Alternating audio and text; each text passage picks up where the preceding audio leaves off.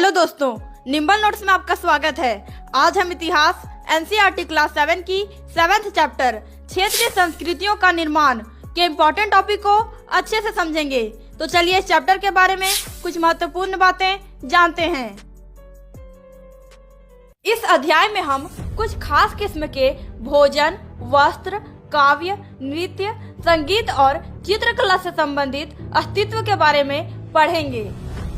हम देखेंगे कि आज जिन्हें हम क्षेत्रीय संस्कृतियां समझते हैं वे समय के साथ साथ बदलती रही है। अध्याय के आखिर में हम चित्रकला, क्षेत्रीय भाषा, पीर और मंदिर जैसे महत्वपूर्ण बिंदुओं के बारे में भी विस्तार से जानेंगे। इस चैप्टर का पहला टॉपिक है चेर और मलयालम भाषा का विकास। तो चलिए हम लोग इसके बारे में जानते हैं। महोदयपुरम का चेर राज्य, जो आज के केरल राज्य का एक हिस्सा है, 9वीं शताब्दी में स्थापित किया गया। संभवतः मलयालम भाषा इस इलाके में बोली जाती थी। शासकों ने मलयालम भाषा एवं लिपि का प्रयोग अपने अभिलेखों में किया। वस्तुतः इस भाषा का प्रयोग उपमहाद्वीप के सरकारी अभिलेखों में किसी क्षेत्रीय भाषा के प्रयोग के सबसे पहले उदाहरणों में से एक है। साथ ही साथ चेर लोगों ने संस्कृत की परंपराओं से भी बहुत कुछ ग्रहण किया। केरल का मंदिर रंगमंच, जिसकी परंपरा इस युग तक खोजी जा सकती है, संस्कृत के महाकाव्यों पर आधारित था। मलयालम भाषा की पहली साहित्यिक कृतियां, जो लगभग 12वीं शताब्दी की बताई जाती है, प्रत्यक्ष रूप से संस्कृत की ऋणी है। हमारा अगला टॉपिक है शासक और धार्मिक परंपराएं। तो चलिए हम लोग इसके बारे में जानते हैं। अन्य क्षेत्रों में क्षेत्रीय संस्कृतियां क्षेत्रीय धार्मिक परंपराओं से विकसित हुई थी। इस प्रक्रिया का सर्वोत्तम उदाहरण है पूरी उड़ीसा में जगन्नाथ का संप्रदाय। आज तक जगन्नाथ की काष्ठ प्रतिमा स्थानीय जनजातीय लोगों द्वारा बनाई जाती है, जिससे यह तात्पर्य निकलता है कि जगन्नाथ मूलतः एक स्थानीय देवता थे, जिन्हें आगे चलकर विष्णु का रूप मान लिया गया। जैसे जैसे इस मंदिर को तीर्थ स्थल यानी तीर्थ यात्रा के केंद्र के रूप में महत्व प्राप्त होता गया, सामाजिक तथा राजनीतिक मामलों में भी इसकी सत्ता बढ़ती गई। जिन्होंने भी उड़ीसा को जीता, जैसे मुगल, मराठे और ईस्ट इंडिया कंपनी, सबने इस मंदिर पर अपना नियंत्रण स्थापित करने का प्रयत्न किया। वे सब महसूस करते थे कि मंदिर पर नियंत्रण प्राप्त करने से स्थानीय जनता में उनका शासन स्वीकार्य हो जाएगा। हमारा अगला टॉपिक है राजपूत और शूरवीरता की परंपराएं। तो चलिए हम लोग इसके बारे में जानते हैं। 19वीं शताब्दी में ब्रिटिश लोग उस क्षेत्र को, जहां आज का अधिकांश राजस्थान है, राजपूताना कहते थे। यह भी सच है कि राजस्थान में राजपूतों के अलावा अन्य लोग भी रहते थे।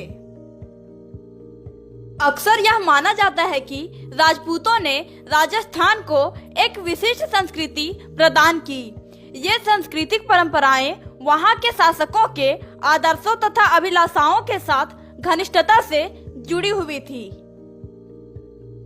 लगभग 8वीं शताब्दी से आज के राजस्थान के अधिकांश भाग पर विभिन्न परिवारों के राजपूत राजाओं का शासन रहा। पृथ्वीराज एक ऐसा ही शासक था। ये शासक ऐसे शूरवीरों के आदर्शों को अपने हृदय में संजोए रखते थे, जिन्होंने रण क्षेत्र में बहादुरी से लड़ते हुए अक्सर मृत्यु का वरण किया, मगर पीठ नहीं दिखाए। राजपूत शूरवीरों की कहानियां काव्यों एवं गीतों में सुरक्षित है। हमारा अगला टॉपिक है कथक नृत्य की कहानी। तो चलिए हम लोग इसके बारे में जानते हैं।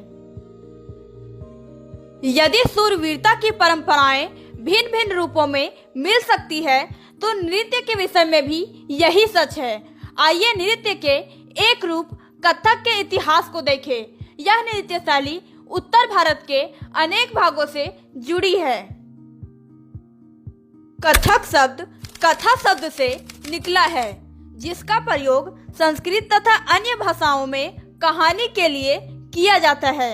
कथक मूल रूप से उत्तर भारत के मंदिरों में कथा यानी कहानी सुनाने वालों की एक जाति थी। 15वीं तथा 16वीं शताब्दियों में भक्ति आंदोलन के प्रसार के साथ कथक एक विशिष्ट नृत्य शैली का रूप धारण करने लगा। मुगल बादशाहों और उनके अभिजातों के शासनकाल में कथक नृत्य राज दरबार में प्रस्तुत किया जाता था, जहां इस नृत्य ने अपने वर्तमान अभिलक्षण अर्जित किए और वह एक विशिष्ट नृत्य शैली के रूप में विकसित हो गया। अनेक अन्य सांस्कृतिक गतिविधियों की तरह कथक को भी 19वीं तथा 20वीं शताब्दियों में अधिकांश ब्रिटिश प्रशासकों ने नापसंद किया। फिर भी यह जीवित बचा रहा और गणिकाओं द्वारा पेश किया जाता रहा। हमारा अगला टॉपिक है संरक्षकों के लिए चित्रकला की परंपरा। तो चलिए हम लोग इसके बारे में जानते हैं। एक अन्य परंपरा जो कई रीतियों से विकसित हुई वह थी लघु चित्रों की परंपरा। लघु चित्र छोटे आकार के चित्र होते हैं, जिन्हें आमतौर पर जल रंगों से कपड़े या कागज पर चित्रित किया जाता है। प्राचीन लघु चित्र ताल पत्रों अथवा लकड़ी की तख्तियों पर चित्रित किए गए थे। मुगल बादशाह अकबर, जहांगीर और शाहजहां ने अत्यंत कुशल चित्रकारों को संरक्षण प्रदान किया था, जो प्राथमिक रूप से इतिहास और काव्यों की पांडुलिपियां चित्रित करते थे। ये पांडुलिपियां आमतौर पर चटक रंगों में चित्रित की जाती थी और उनमें दरबार के दृश्य, लड़ाई तथा शिकार के दृश्य और सामाजिक जीवन के अन्य पहलू चित्रित किए जाते थे। 1739 ईस्वी के नादिर शाह के आक्रमण और दिल्ली विजय के परिणाम स्वरूप मुगल कलाकार मैदानी इलाकों की अनिश्चितताओं से बचने के लिए पहाड़ी क्षेत्रों की ओर पलायन कर गए। उन्हें वहां जाते ही आश्रयदाता तैयार मिले, जिसके फलस्वरूप चित्रकारी की कांगड़ा शैली विकसित हुई। 18वीं शताब्दी के मध्य भाग तक कांगड़ा के कलाकारों ने एक नई शैली विकसित कर ली, जिसने लघु चित्रकारी में एक नई जान डाल दी। उनकी प्रेरणा का स्रोत वहां की वैष्णव परंपराएं थी। ठंडे नीले और हरे रंगों सहित कोमल रंगों का प्रयोग और विषयों का काव्यात्मक निरूपण कांगड़ा शैली की विशेषता थी। हमारा अगला टॉपिक है बंगाल एक क्षेत्रीय भाषा का विकास। तो चलिए हम लोग इसके बारे में जानते हैं। जैसा कि हमने प्रारंभ में देखा था, हम अक्सर क्षेत्रों के नाम वहां के निवासियों द्वारा बोली जाने वाली भाषा के अनुसार निर्धारित करते हैं।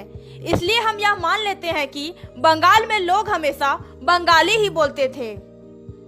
किंतु यह एक दिलचस्प बात है कि आज बंगाली संस्कृत से निकली हुई भाषा मानी जाती है। प्रारंभिक संस्कृत ग्रंथों के अध्ययन से यह पता चलता है कि बंगाल के लोग संस्कृत से उपजी हुई भाषाएं नहीं बोलते थे। तो फिर नई भाषा का उद्भव कैसे हुआ? 4वीं शताब्दी के दौरान गुप्त वंशीय शासकों ने उत्तरी बंगाल पर अपना राजनीतिक नियंत्रण स्थापित कर लिया और वहां ब्राह्मणों को बसाना शुरू कर दिया। इस प्रकार गंगा की मध्य घाटी के भाषाई तथा सांस्कृतिक प्रभाव अधिक प्रबल हो गए और 7वीं शताब्दी में चीनी यात्री ह्यूंग सांग ने पाया कि बंगाल में सर्वत्र संस्कृत से संबंधित भाषाओं का प्रयोग हो रहा था। हमारा अगला टॉपिक है पीर और मंदिर। तो चलिए हम लोग इसके बारे में जानते हैं। 16वीं शताब्दी से बंगाल पर मुगलों का नियंत्रण स्थापित हो गया था, जिन्होंने पूर्वी डेल्टा प्रदेश के केंद्रीय भाग में स्थित ढाका नगर में अपनी राजधानी स्थापित की। अधिकारी और कर्मचारी लोग भूमि प्राप्त करके अक्सर उस पर मस्जिदें बना लेते थे, जो इन इलाकों को धार्मिक रूपांतरण के केंद्रों के रूप में काम आती थी। प्रारंभ में बाहर से आकर यहाँ बसने वाले लोग इन अस्थिर परिस्थितियों में रहने के लिए कुछ व्यवस्था तथा आश्वासन चाहते थे। ये सुख सुविधाएं तथा आश्वासन उन्हें समुदाय के नेताओं ने प्रदान की। ये नेता शिक्षकों और निर्णायकों की भूमिकाएं भी अदा करते थे। कभी कभी ऐसा समझा जाता था कि इन नेताओं के पास अलौकिक शक्तियां हैं। स्नेह और आदर से लोग इन्हें वीर कहा करते थे। बंगाल में 15वीं शताब्दी के बाद वाले वर्षों में मंदिर बनाने का दौर जोरों से रहा, जो 19वीं शताब्दी में आकर समाप्त हो गया। ओके दोस्तों, इस चैप्टर के इम्पोर्टेंट टॉपिक को आप एक बार फिर से देख लें ताकि आपको पता चले कि आपने इस चैप्टर में कौन कौन से टॉपिक को समझा है।